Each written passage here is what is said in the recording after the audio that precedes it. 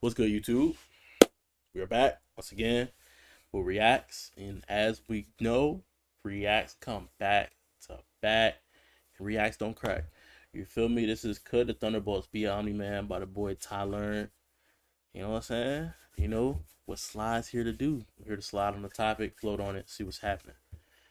As always, make sure to like the video, like the content, make sure you subscribe and hit the noties, both on YouTube and Twitch, so you don't miss the movement.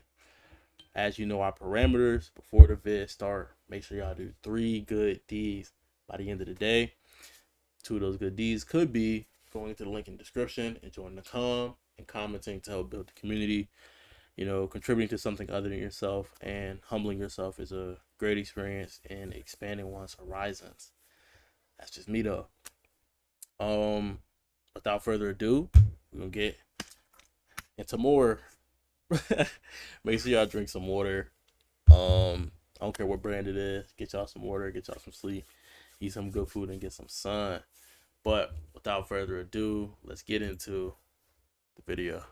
Talk to me. Not just record half the video, find out my mic was unplugged halfway through.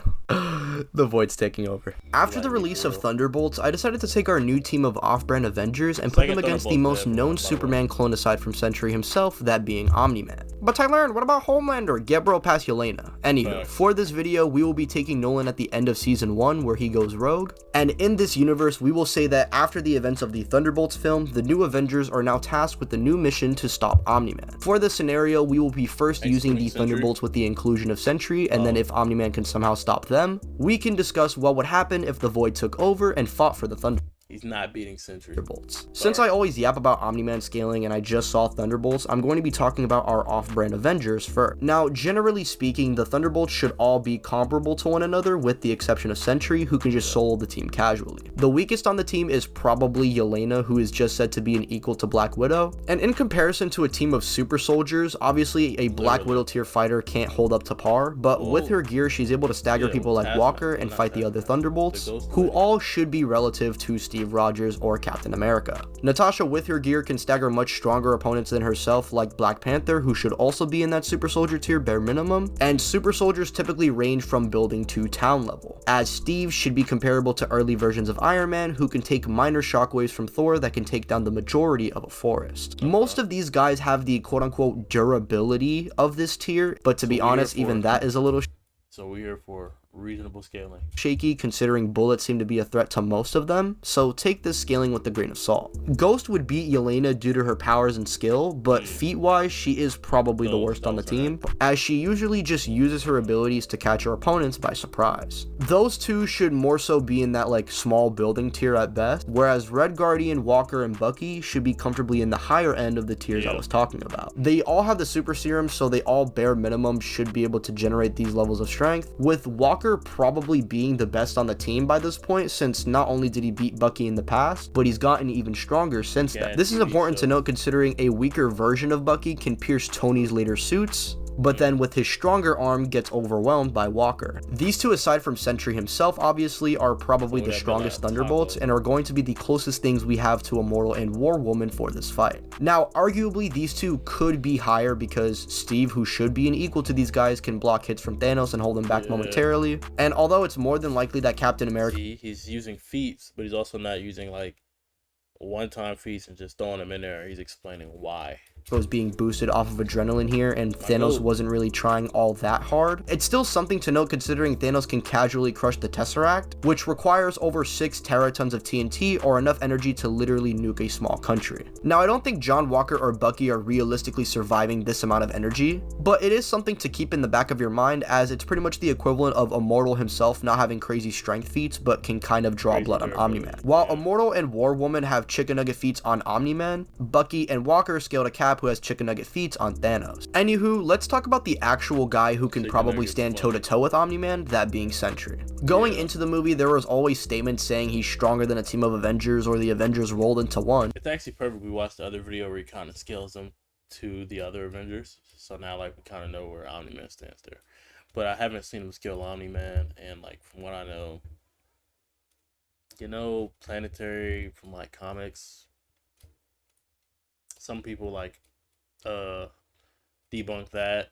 So, and after the film's release, we've gotten even more statements backing this up. You probably would have expected this statement to just be Val gassing up Sentry to manipulate him, but there are guides that quite literally specifically say that he's Carol, Thor, and Vision rolled into one. Mind you, Thor is the same guy withstanding the heat of a neutron star for a few seconds, while Carol single-handedly resets a star. Now, hearing me say this, you guys are probably going to assume, oh, he's going to scale Sentry to these guys who are star level. However, when looking at these feats with closer inspection, I don't think either one is star level. Yeah. The amount of energy that Thor technically withstands is barely enough to destroy a country, and even with this factored in, Thor technically died from this amount of energy. He got revived from Stormbreaker. And this is consistent since base Thanos, who we already established to be casually country level in base, can beat Thor with Stormbreaker plus Mjolnir. Carol's feat is a little bit more concrete than Thor's in my opinions, but calculations vary on how strong this feat actually is. Generally though, this feat comes out to around multi-continental to even large planetary. The reason it isn't star level verbatim is because she's not necessarily increasing the internal energy of the core entirely, rather just heating the base of the core. Regardless, it's still a pretty good feat for Carol, and it's consistent as the Infinity Stones are capable of destroying worlds/planets, and Carol just straight up survives a punch from the Power Stone. So I think if any Avenger were to be on this higher world-ending tier, it would be Carol, who Sentry would upscale from. Now, when looking at Sentry's actual feats, his best feat is like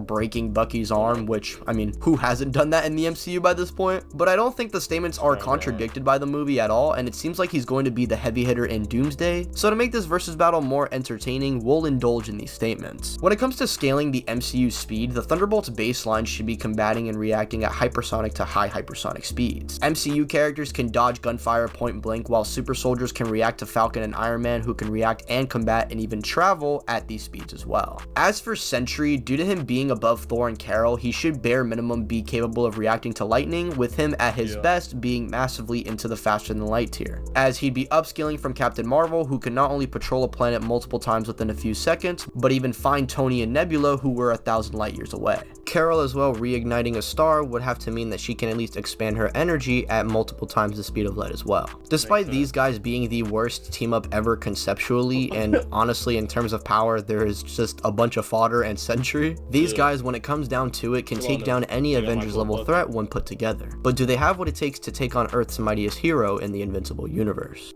Omni-Man without a doubt was the strongest superhero on the planet, and even the strongest Viltrumite that appeared before Conquest's arrival. He was able to dismantle the strongest superhero team like butter and destroy who was known as the strongest superhero at the time while holding back. Bro, he's holding that like he's buttered chicken, bro. Falling off the bone.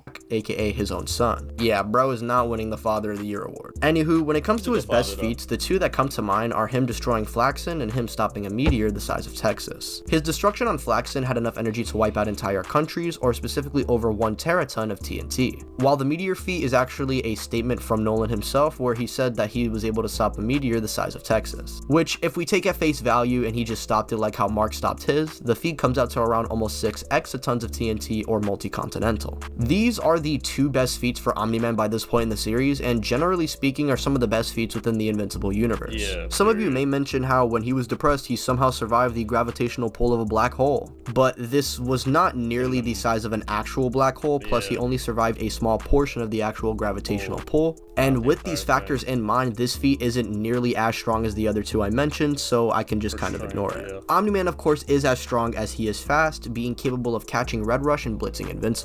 Mind you, Mark, while baby raging, can fly at relativistic speeds and even travel out of Earth's orbit at a few percentages of the speed of light. Omni-Man after season 1 as well does travel to another galaxy within 2 weeks. However, we know in Invincible characters exponentially travel faster in space. It's not like Omni-Man is fighting at these speeds specifically, it's just because he's traveling in a straight line and he's in space. This feat is a little iffy to use on its own, but I'm just going to be keeping it in mind, even though this technically doesn't take place in season 1. And aside from being your basic Superman clone, I mean, you know, he has super strength, speed, and in season 1. Why is he clinching, bro?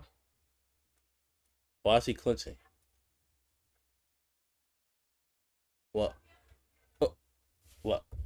Like the way the shading is, It made that thing look really perky, bro. Why is he clinching? I'm just being your basic Superman clone. I mean, I'm he just has saying. super strength, speed, and vulnerability in flight. Omni-Man doesn't really have anything else but just his bare hands to deal with the new Avengers. Ugh. And now we can see if that's all he really needs to take them For down. everyone else, Like of I said in the course, intro, Omni-Man Sentry goes is rogue, best. he attacks New York, leading into the Avengers then stepping in. After Invincible gets sidelined, we then see Yelena and her team pick up on his slack, and we can have them try to surround Bro like how the original Guardians of the Globe attempted. It's clear when comparing their stats that Thunderbolts without Sentry fighting Omni-Man is pretty much just a repeat of when they tried fighting Sentry in the movie, where they got absolutely no diff. The quote-unquote heavy hitters I mentioned, that being Walker and Bucky, at best would maybe get a nosebleed or two off before Omni-Man gets irritated and instantly rips them apart. And this is only under the notion that Walker and Bucky are like taking hits from Thanos, which they are more than likely not. I mean, I don't think anybody was expecting junior varsity Captain America and a dude with a really strong arm beating basically the second coming of Superman.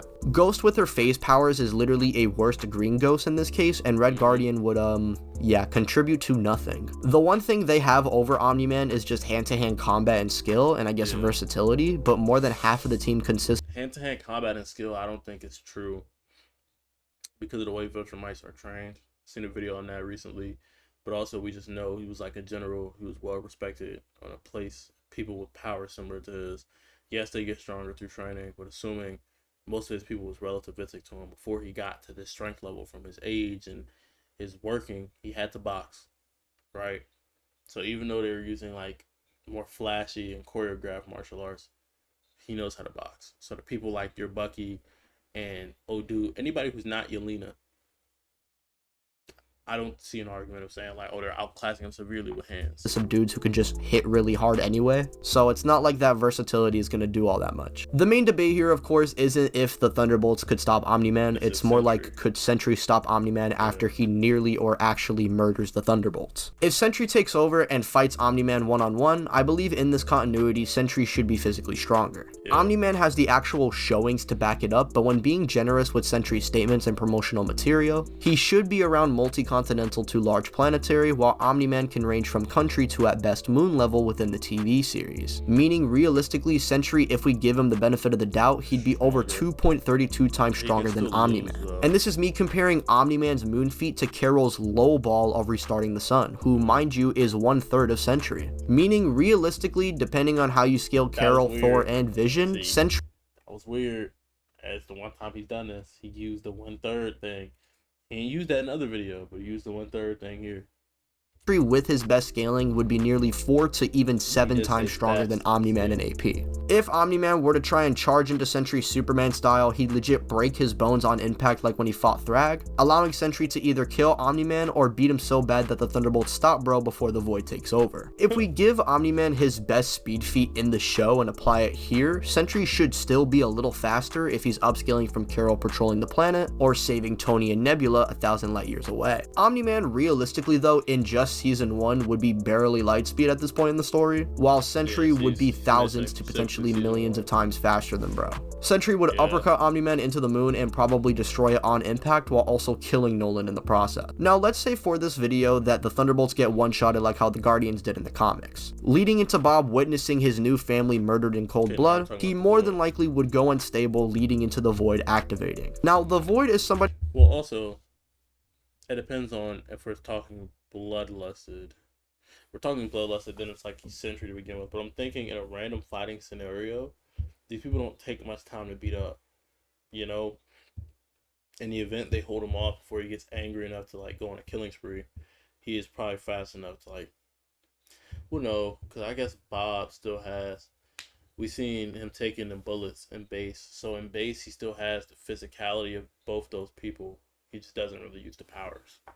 So I don't really think it's Sentry taking over, it's just him acting as Sentry. Somebody who bare minimum is equal to Sentry, if not even stronger than him. But now also he has the power to send you into a trauma center domain expansion that Omni-Man would probably succumb to. I could imagine him more than likely seeing his regret in his entire mission and conquering Earth, and most importantly what this will mean for his son Invincible. Omni-Man is somebody who kinda did drown in guilt in the original, so if he's put in a domain expansion where he's specifically experiencing this, he'd more than likely be in a similar state to when he was drifting in space, but only now living like this for all of eternity.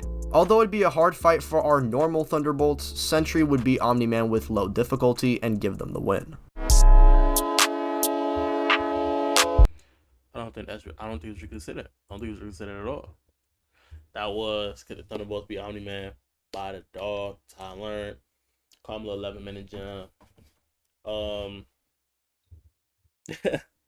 That comment was funny. Omni-Man looked so sad at the thumbnail.